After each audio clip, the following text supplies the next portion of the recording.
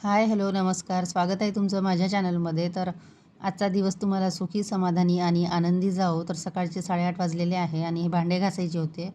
तर म्हटलं हा पसारा उचलून घ्यायचा. तर सर्व ते उचलून घेतलं आणि जो एक ऑर्गनायझर दिसते ना तुम्हाला त्या साईडला, ते मला आज क्लीन करायचं होतं. खूप असं चिकट आलेलं होतं. कारण स्वयंपाक केला तर त्याच्यामध्ये पूर्ण तेलाचं असं उडतंच. तर म्हटलं ते पण आज क्लीन करायचं होतं. कारण बाकी तर रॅक केलेली होती मी त्या साईडची, पण तरीसुद्धा ती एकदा करून घेईल. आणि त्याआधी इथे मला नाश्ता करायचा होता. तर तळलेल्या मिरच्या होत्या त्या मी काढून घेतल्या भातामध्ये आणि म्हटलं चला हा आपण थोडा फोडणी देऊया आणि सोबतच पोहे.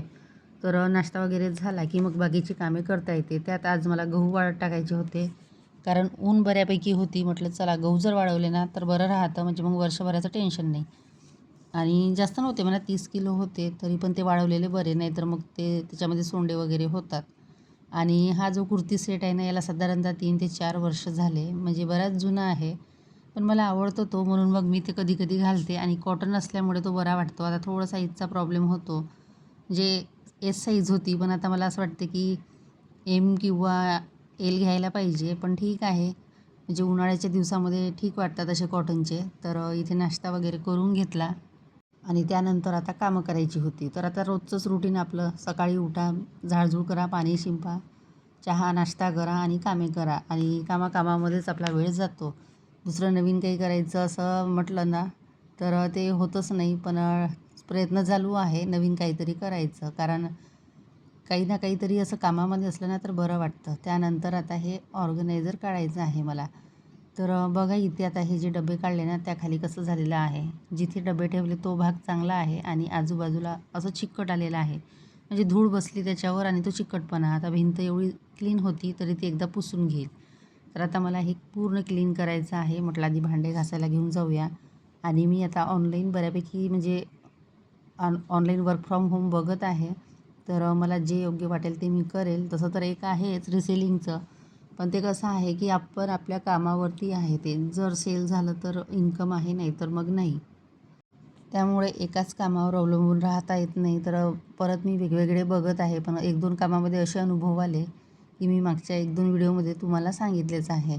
म्हणून थोडा विचार करूनच बघते. आणि बाहेर जाऊन करायचं म्हटलं ना तर ते शक्य नाही. शक्य याच्यासाठी नाही, ना कुठला एक्सपिरियन्स आहे आणि पूर्ण दिवसभर करायचं म्हटलं ना तर मग आपले बाकी कामं राहतात. त्याच्यामुळे मग मी काही सहसा बाहेर जाऊन करत नाही आणि बाहेरच्या कामाचा मला अनुभव पण नाही. पण मला घरबसल्याच बघायचं आहे. जेणेकरून असं ज्वेलरीचं वगैरे सेलिंग असेल तर ते सुद्धा करते मी. पण बघते, जर मला योग्य मिळालं तरच करणार, नाही तर नाही. त्यानंतर इथे बघा हे गहू छान अशी ऊन आलेली होती. म्हटलं चला इथे वाळत घालूया. कारण 1-2 वाजेपर्यंत तर ऊन असतेच इथे. त्यानंतर हे ऑर्गनायझर घासायला घेतलं. आता हे वापरलं आहे मी अर्बन वाईपचं किचन क्लीनर. याच्याने अगदी लवकरच साफ होते. थोडं टाकलं आणि जास्तीत जास्त 1 मिनिट ठेवलं, नंतर घासायला घेतलं तर बघा लगेच निघून येतं. साबण वापरली नाही. आणि याला जे रबर लावलेले आहे ना ते मी काढणार नाही, कारण रबर ते उपयोगी पडतातच. तर म्हटलं ते राहू द्यायचे. आणि ते सगळं घासून घेतलं. फक्त जे एलिफंट आहेत ना 2 साईडनं, त्याच्या आत एक कोपऱ्यामध्ये, कोण्यामध्ये तिथे थोडा घासायला वेळ लागला. कारण तिथे घासताना थोडा म्हणजे प्रॉब्लेम येत होता. तर अशा पद्धतीने सगळी अशी घासून घेतली ते. आणि लगेच ते सुकून जाते 5-10 मिनटामध्ये. आणि ही आहे ना थोडे म्हणजे जे वरचे ते एलिफंट आहे तो भाग असा थोडा लूज होता. तर तिथे मी एक जाड पृष्ठ होतं तर त्याचा थोडा तुकडा टाकलेला आहे, जेणेकरून ते पडायला नको म्हणून. पण ते जमलं आणि छान झालं. तर बघा अशा पद्धतीने घासून घेतली ना. आणि हे किचन क्लीनर खरंच खूप उपयोगी आहे. कुणाला जर लागलं तर नक्कीच कमेंट करा, मी लिंक देईल. आणि आपण खिडकी किंवा मिक्सर इतरही सामान त्याच्याने क्लीन करू शकतो.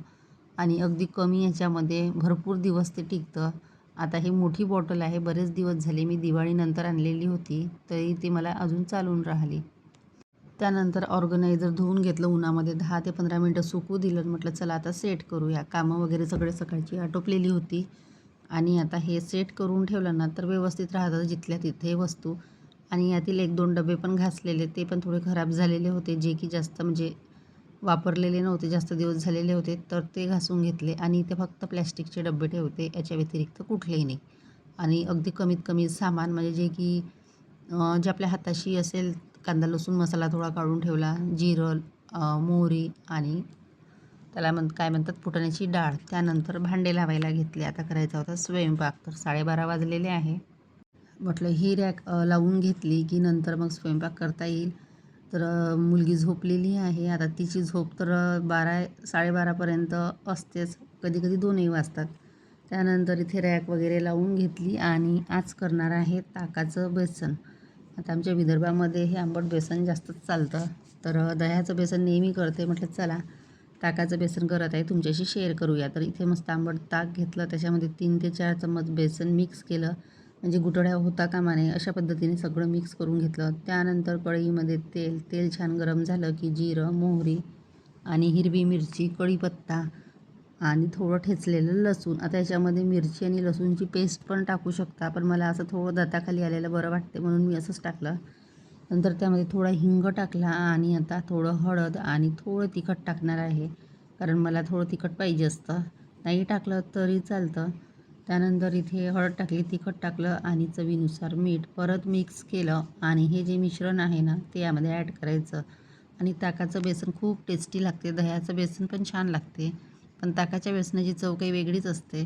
त्यानंतर हे व्यवस्थित मिक्स केलं आणि 5 ते 10 मिनटं अगदी मंद आचेवर छान शिजू दिलं. आता यामध्ये मी थोडं पाणी टाकलेलं आहे, कारण जास्त घट्ट वाटलं मला ते. त्यानंतर थोडं याच्यामध्ये कोथिंबीर आणि बघू शकता आपलं मस्त ताकाचं बेसन तयार. त्यानंतर पत्ताकोबीची भाजी करायची होती. आता ऋषी दह्याचं बेसन किंवा ताकाचं बेसन, बेसनाचा कुठलाच प्रकार खात नाही. तर तिच्यासाठी म्हटलं पत्ताकोबीची भाजी करणार आहे, कारण तिचे बाबा पण खात नाही, म्हणजे असं आंबट बेसन त्यांना पण जास्त आवडत नाही. तर ते मी माझ्यापुरतंच केलं आणि या दोघांसाठी ही भाजी. आणि पत्ताकोबी मला अजिबात आवडत नाही.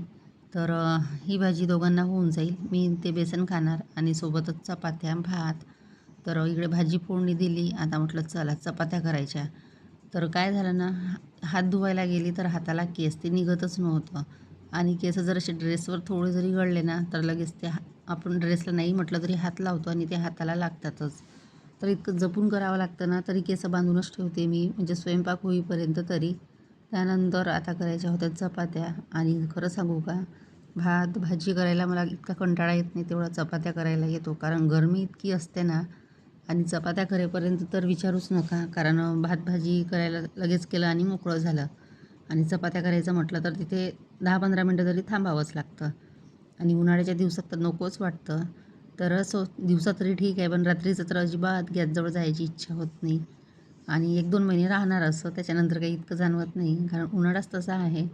त्यानंतर इकडे भाजी झालेली आहे, भात झालेला आहे. म्हटलं चला चपात्या करून घेऊ आणि जेवणाची तयारी. आता रुची उठलेली आहे, ती अंघोळीला गेली, तोपर्यंत चपात्या होते, म्हणजे गरम गरम ती पण जेवण करेल आणि मी पण.